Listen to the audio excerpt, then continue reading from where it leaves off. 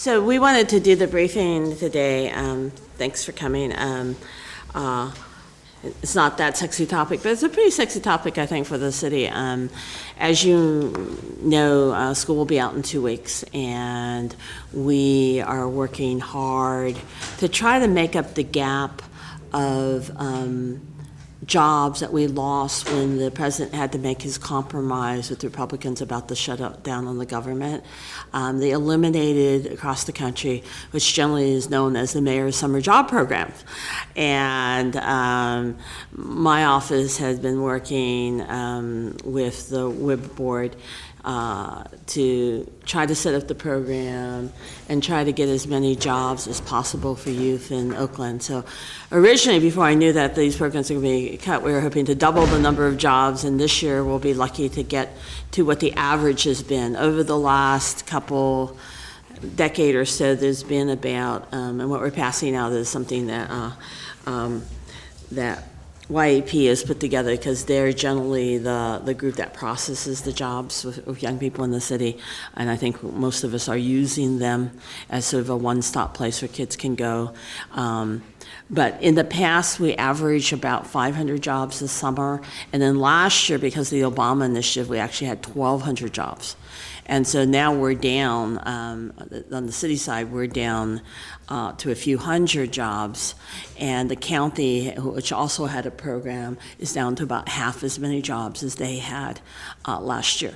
So we're trying to get a call out to employers and to the community to make jobs for youth this summer. They're going to have dramatically less than we've had in recent years, in the deepest recession that we've had in a long time. So a part of keeping kids safe and busy this summer is obviously youth employment.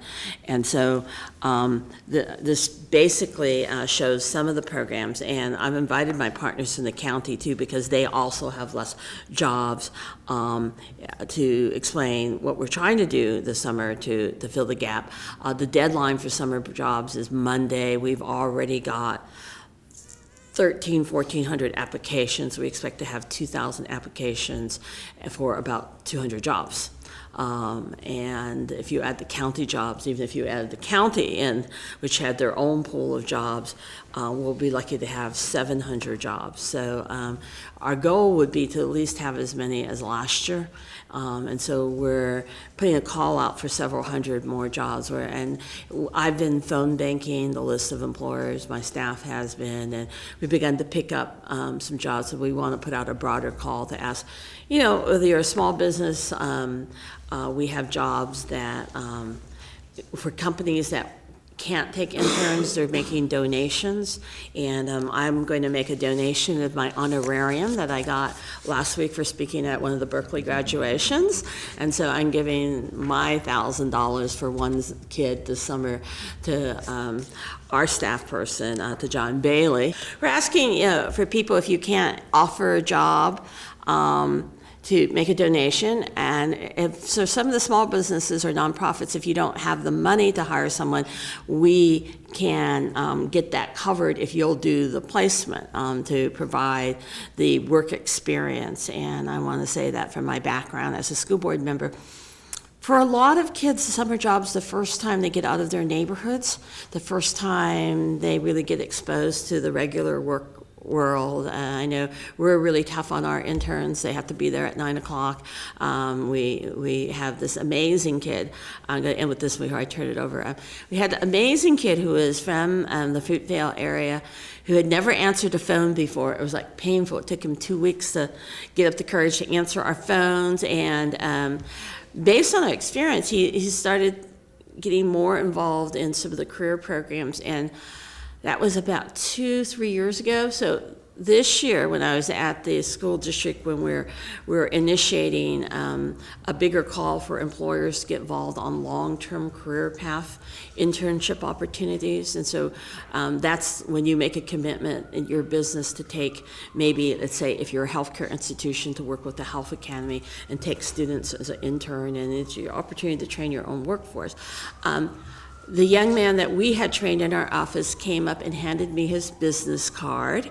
He had joined the Green Academy at Fremont High, had gotten to community gardens, and now he's started his own nonprofit that 3 or 4 of them are working at, where they go in and they'll do a garden for you for a fee, and then they'll turn around and take their profit and they'll build a free community garden for every garden that they're doing at market rate, I guess. So it's pretty amazing, but I remember him when he didn't even, you could barely hear him speak up when he answered the phone. And so these job opportunities give a lot of kids opportunity to see a different world, give the opportunity to see what the work world's like, and maybe give them some hope that, you know, they have a place in the economy. And so I'm really encouraging people to please consider taking interns this summer. And even if they don't have money, we're going to have enough companies, I think, that will make contributions where we're going to be able to place kids. I'm placing a lot of them in the city this summer, but we're also going to try to place them in nonprofits, and we can place them in small businesses if people are willing and able to give the young people a good work experience. So with that, I want to introduce first John Baily, who, as you know, staffs our work investment board, and he's going to talk about some of the companies who have signed up so far and what the requirements are. It's like $8 an hour, right, for 120 hours worth of work. We've been very fortunate with the mayor's leadership of reaching out to the business community in particular, and with the phone bank that she initiated, and the staff made calls to the business community, and they were actually a follow-up to a letter that the mayor had signed out to the individual businesses, just acknowledging and letting them know about the Mayor's Summer Job Program and asking their support and cooperation. So the next phase of the letter was a follow-up call from the mayor and staff, just to put a voice to the letter and to do an outreach. And what's been happening as a result of that is we have been getting calls in, and right now I've got about 10 to 12 companies who have indicated multiple slots that they're offering, either open positions and or money, or both, where they're going to take the slots and also pay for those slots for the kids. I think one of the good things that the mayor proposed in doing this is that the money that we're receiving from the individual businesses are guaranteed to go straight to the salaries and wages for the young people. So none of the money that the businesses are putting into the kitty are going for any of the admin overhead or support, all for the wages. So as the mayor mentioned, about $1,000 would support about 120 hours of work for a young person for the summer at about $8 an hour. I think the important part about the work experience for the young people is that it's more than just the job, because there are some training components that are put into place. The agencies that we work with and are partnering with, that you'll hear more about, have training as part of the work experience. So before these young people are sent out, for some of them, their first job opportunities, there's an opportunity for some classroom training that just takes the basic skill sets that are necessary, some of the things that we take for granted that are important to be successful, are shared with the young people during that first couple of weeks, and so that helps to be a good experience for the young people, but also we want it to be a good experience for the individual businesses that are reaching out to support us, so that there's a win-win on both ends. So we're looking forward to increasing the number that we can reach with the partnership that we're now expanding with the business community in the Bay Area, and particularly in Oakland. I think a program that we have not worked as closely together in the past, but is one of the critical programs because it's particularly targeted to the most needy kids, I think, is that the county is also doing a program, and we're excited to be able to coordinate with them. And so I think you recognize that we have David Kaplan, who is the co-director of the county social services, and David Muhammad, who a lot of you know, because we've been working on a lot of other programs together And so I wanted them to talk about their program. Similar to Oakland, we are unfortunately not in a position this year to offer as broad a program as we have in the past. Last year, we had about 1,400 kids county-wide in summer youth employment. We funded it through money that came to us through the ARRA. This year, that money is not available to us. We are funding a much more targeted program, and the program is really targeted to foster youth and probation youth who are between the ages of 16 and 18. This is a group who we're very concerned with being able to make that transition to adulthood and make that transition to independence. And certainly summer employment and employment in general is a very important part of doing that. So we've used money that's available to us for working with this population to structure a program that should serve about 800 youth county-wide. And much like the Oakland program, they'll be working a 6 to 8 week period. They'll be working somewhere around 150 hours over the course of the summer, and we'll have access to some job training and skills development course as well as just the employment work itself. And also it will be paying $8 an hour. So again, this is something that we as an organization are very committed to. We think it's an incredibly important experience for young people to have, and we're very happy that we're able to fund it at this level this year. As the mayor said, and Director Kaplan, the county has gone into a partnership with the probation department and the social services agency to have young people in the foster care system and on probation to be in this summer youth program. This is going to be somewhat different than the broader, normal, the mayor's summer youth program, as the mayor talked about, that's known across the country, that unfortunately was a part of the budget deal that got cut federally. But this is specifically targeting young people who are on probation or who are in the child welfare system to try to, of course, engage them during the summer so that to, like all of the young people, to get that employment opportunity. As the mayor said, that for most people, this is their first job opportunity, and it's the first time they get out of their community to either come downtown or go to places of employment that they have not been familiar with. And this provides an additional aspect for us. I mean, this really is also a violence prevention initiative. These are young people, young teenagers who would have otherwise been idle during the summer and could be challenging. I met with the Police Chief Batts yesterday, and we were trying to coordinate some efforts during the summer to try to prohibit some of the violence that is normally associated with the summer months. And I think this is a way to get several hundred, and in collaboration with the city, trying to get up to 1,000 young people engaged in employment opportunities and off the streets, hanging out and get them productively engaged and employed. And so hopefully that's portable skills that they can learn to continue their employment into future career endeavors. So we're happy to partner with the city, and probation's happy to partner within the county with the Social Services Administration to make sure that we have opportunities for young people who would have otherwise been idle, and again try to not only engage young people in employment opportunities but also prevent violence. So we're trying to pull together every resource we have. So, you know, we have major Y programs, and so we're going to be hiring 45 kids this summer for our major Y programs. We have our Kids First program, that's OFCY, and we're hiring at least 45 kids through those programs. And so we're really trying to pull together every resource that we have, and but still, we'll probably have 1,000 less jobs than we had last summer.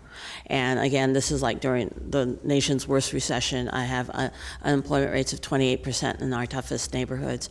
So when I often talk about kids and gangs, I say, you know, jobs stop bullets. And so we see this as a way of both, as David said, to be a violence prevention program, but also it's an opportunity to give kids real hope. It's a chance for a lot of these kids just to get out of their neighborhoods. Ms. Vega, before you came, I talked about one of my interns who never been out of the neighborhood, never had to answer a phone. And then 2 weeks ago, he handed me his business card. And so it was just a totally different kid. And it's this opportunity that some of us take for granted because we grew up in either communities or had families who had regular jobs. A lot of our Oakland kids have immigrant parents who've never had sort of worked these huge long hours but don't have a traditional sort of 9-to-5 job, or other kids who live with their grandparents or are growing up in foster care. And particularly with the aging out of kids in foster care, a lot of kids are often very desperate. So it's really important to have these programs to get kids into the work world before they are emancipated. And this is also the first year where kids past 18, if they stay in a job training program or go to school, can continue to get state support and have an opportunity for a life other than on the streets of Oakland. And so it's an important initiative, and that's why we wanted to use this as an opportunity to give an extra call out for jobs this summer. And so to remind people, they can either offer a job and pay the youth about $1,000. If they don't have a position, they can donate $1,000, and if they could mentor a youth and give them the guidance, we will have raised enough money for about 100 jobs that we could place young people in nonprofits or small businesses so that they could get a work experience. So and hopefully we'll get more as we keep calling employers this summer. So any quick questions? I have a question connected to jobs and crime prevention, especially long-term, looking past the summer and the city's economic recovery. Can both you and Mr. Muhammad talk about the importance of bringing in jobs and that working to combat crime? Let me start, and Louis is here behind you. As you know, we have restarted the education cabinet with the school district, and so far it's been hosted and housed by Mills College and Janet Holgram. We're sort of rebuilding something that Elihu Harris had when he was mayor, taking the city's resources, both the public and private sectors, resources, and trying to focus on key programs. One of the key things that we are going to be focusing on is job training and transitions to work. So they use different terminology than when I was on the school board, but they're calling it career pathways. And the idea of linking school with actual jobs and making sure that kids have clear pathways to get there.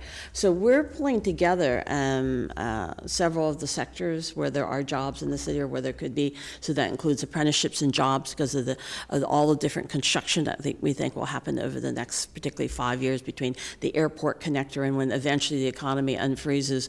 We think there's something like 2,000 housing units that have been permitted in the city, and people are waiting for the economy to unfreeze a little bit so they can get loans. So there's going to be a lot of construction jobs. We're working on that. My personal pet project will be developing a pathway for firefighters and police officers. So we're going to be working with the high schools and developing a Explorer program. That's our summer internship program for volunteering and working with the police.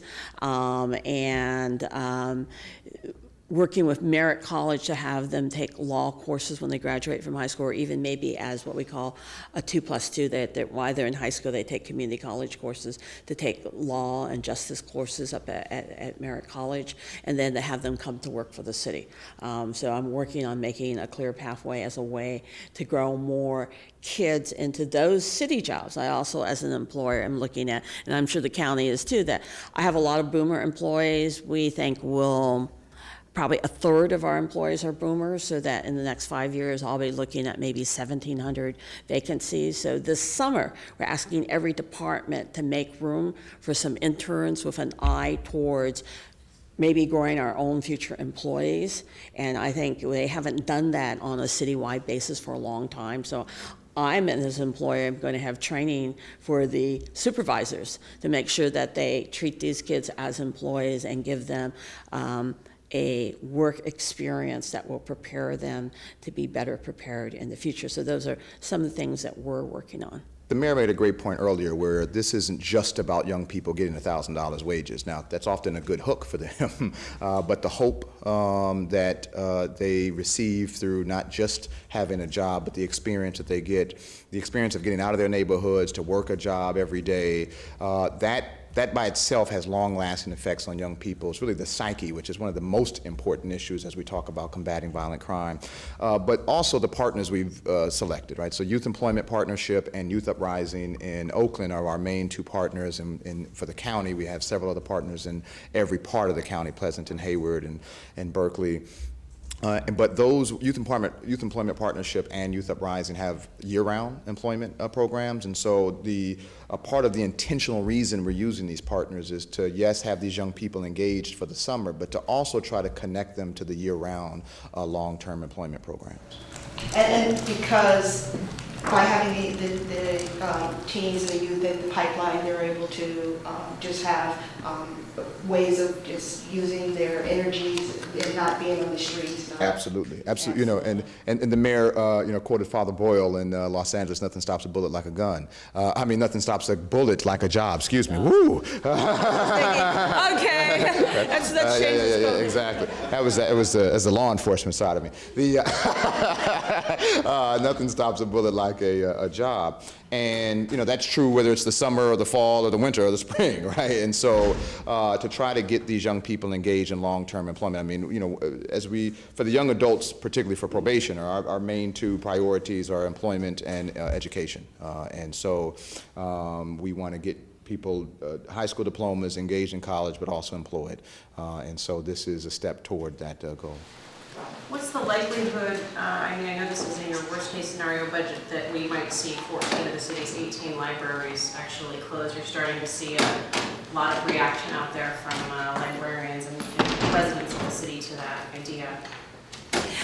As you know, I proposed Budget C, which is what I call the fair share budget, that everybody has to come together. I think the libraries are well organized. I helped organize them over the years, so I'm actually very proud that they're well organized. But the reality is that we're not just saving one service. I mean, we're at the point where you have to, because if you save just the libraries, that means you're making $5 or $6 million if it cuts somewhere else, senior programs, rec centers. We really have to come together and try to enact Measure C, and that means I have to make some cuts by flattening the bureaucracy, and we're working on the actual names and layoff notices right now, that the council has to put the parcel tax on the ballot, and citizens of Oakland, I'm asking them to step up and spend about a little less than a quarter a day. And that we're asking all the employee groups, and all of them are at the table, including the fire and police whose contracts are not technically open. We're asking them all to give us about 10%. And if we do that, we'll save all the services, not just the libraries. But what triggers the libraries is that when I wrote Measure Q, and that was the first citywide initiative that I worked on 8 years ago when I was a brand new city council member. At that time, we were going to close down a third of our libraries. Oakland is really lucky to have as many libraries as we have, and the reason we have it is because of Measure Q. But when I wrote Measure Q, we put in, because what had happened in the past apparently is that people had voted more money for things like parks or libraries, and then the city council would cut its general fund share. Right, and then you didn't get the full benefit of the new monies for those initiatives. And so what we did is we required that the base amount of general fund for the libraries be $9 million, which is the same as it was when we passed Measure Q. I'm asking the council, should we not get to my budget, which is Budget C, to at least make the libraries the first priority, because if you can close that $5 million gap, you get $14 million of Measure Q funds. So I'm very hopeful that we'll be able to save the libraries, but really to save the libraries, you really have to sort of save all the services, and that means that we have to do what I call the fair share budget, that I'll have to make some structural cuts and flattening of the institution, that the employees have to step up, all of them, including the police and fire, and that the citizens of Oakland have to consider the 5-year emergency parcel tax of about a quarter a day. I mean, we just spoke to a librarian who says that this would do more than shut a few libraries down. This effectively closes a good chunk of, if not the majority of the system. So what, and they're saying, the question I guess they would pose to you is, what message does that send to the city of Oakland? It's just not about libraries, it's about how bad it is. They know that I wrote Measure Q. I never expected to trigger that, and that shows how bad the city budget is. That we're talking about cutting rec centers, we're talking about cutting senior centers, and it's unusually large because this city has been unusually generous that by writing the parcel tax Measure Q and getting the $75 extra a year, we've got 18 branches in the city. There are cities in California that have no libraries. Salinas, I think, is still on their library only being open a couple of days a week. And so the people of the city really love their libraries and have been willing to come forward. But it's not just about saving the libraries, it's just how bad the city budget is overall. And that's why everybody has to come back together, and including the employees and I think the citizens, to try to save these amazing institutions we have in Oakland. One thing that we've been hearing from our readers is they're saying, oh, well, scenario A is just a scare tactic, and that you're just doing that in order to get to the budget that you really want. What's your response to that? It's just what I have. I mean, when it comes to the end on June 30th, I can't do a budget on Measure C if we don't have compromises with the employee unions. And even now, because the city council delayed the parcel tax vote, even now on July 1st, we'll be laying off probably a couple hundred extra people who might not have been laid off had we done the urgency on the parcel tax, and we would have known by July 5th. Because now we're not likely to see election until November, and it'll probably be combined with an election for a city attorney. And we won't know. And I don't have the cushion that we had in past years to be able to extend out the budget. We're probably going to be laying off at least 200 people on July 1st. And hopefully, if I'm lucky, and we pass the parcel tax, calling about at least 120 of them back. But even under the best case scenario, a Measure C, or Budget C, we will be eliminating about 80 positions. So this city, and I just want to remind everybody, this city has been cutting for 4 years in a row. This will be our 5th budget of major cuts. We've cut over $200 million out of a budget that used to be over $1 billion. We have eliminated over 400 positions. This will be another minimal 80 positions and could be as many as 385 positions. So it's not a scare tactic, it's just so people need to know that's the money we have, and the city council, the best that they can do is what I call the A+ budget. If we don't have settlements with our unions by then, they're gonna have to make a list of what we bring back based on what the settlements with the unions are and based on whether or not the parcel tax is passed. But if nothing happens, on July 1, we're laying off 385 people, or laying off those positions. I've frozen a lot of positions, so hopefully at least, I'm hoping about 100 of them will be vacant, but 385 positions get eliminated from the city budget, or some equivalent of that, because the city council still can bring a different version of the budget, may decide to cut deeper in different departments. I tried to do sort of more across the board proposal. Why do you say that the parcel tax has to pass for libraries? Because the parcel tax wouldn't affect libraries, right?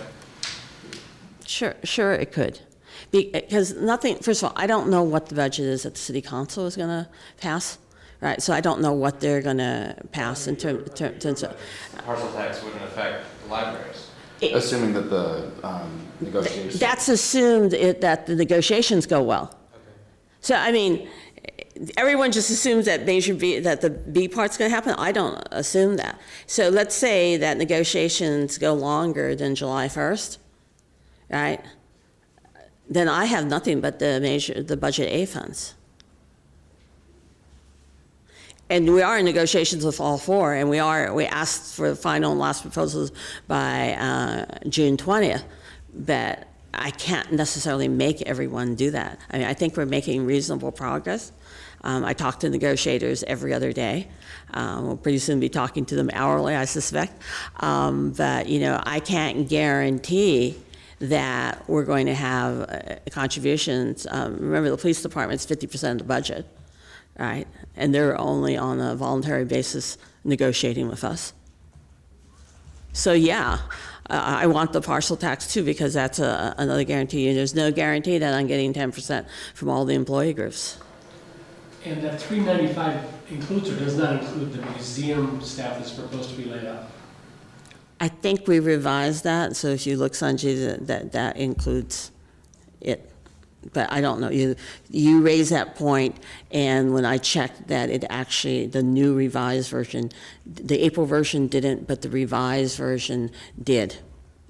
And so the total number? 285 approximately. Again, the council can change which departments are cut, and depending on who's cut and how much they each cost, it could vary 10 or 20 either way. 285, 385. 385 would be laid off? Yes, Okay. under scenario A. But 100 of those would be vacant positions. And we're guessing how many, and we're checking that now because we're actually preparing potential layoff notices. So we'll know which positions are vacant. Also, employees in Oakland were incredibly generous last time. In some departments, people actually took steps down in pay to save positions within the department.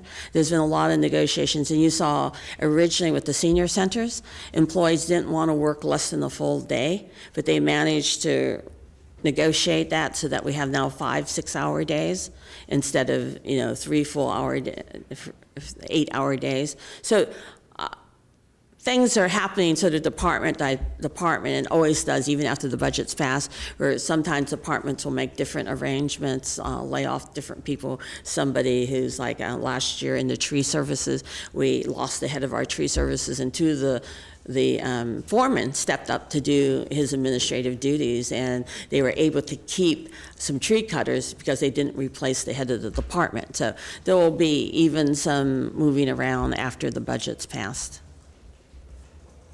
Anything else on the budget? On a slightly related budget issue, on the film office, what did you think of the conversation about indirect benefits and film folks questioning? I've asked CETA to give me a better study, but let's be really clear. Even under whatever scenario, there's going to be a film office staff person to do the core duties. We're going to reorganize to make sure that they're done. We just may not have the same number of staff. But under A right now, it's eliminated, right? We're eliminating 2 positions. It doesn't mean that the work doesn't get done. I mean, I'm eliminating some department heads too, but that doesn't mean that the department work goes away. It means, under the reorg. So we plan, I've been talking to individual film people, we plan to still have someone who goes out and does the certificates and does the parking and all the kinds of things. So that work will continue to happen, right? But it will be a smaller staff, and it will be definitely, we'll continue to have someone who works with and cooperates with them.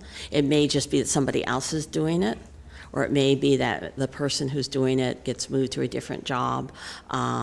We're doing a lot of that in the city. I didn't think the report was that good myself, but it's also very hard to determine. There was like a short, brief paragraph in the CETA report. We were trying to understand the impact, but also, when people come and say, I filmed a $2 million picture, I actually don't know how much of that actually goes to the local economy. How many local people did they hire? We certainly don't get $2 million. I mean, we get a few permit fees, and that basically pays. The film office is one we don't make money. It just pays for keeping the staff going and keeping the program going. We went through this when I was finance chair. Some states have offered millions of dollars incentives, and it's still not evening out for them. So films are sort of difficult, but I've been talking to a lot of people who do a lot of commercials. I just talked to a guy who says he probably does more commercials in the area, and he just wanted to make sure that he could still get his permits. I mean, that was the key thing for him, that I'll have a person assigned to do that, and I can assure him that we will do that. Okay, thanks a lot, guys.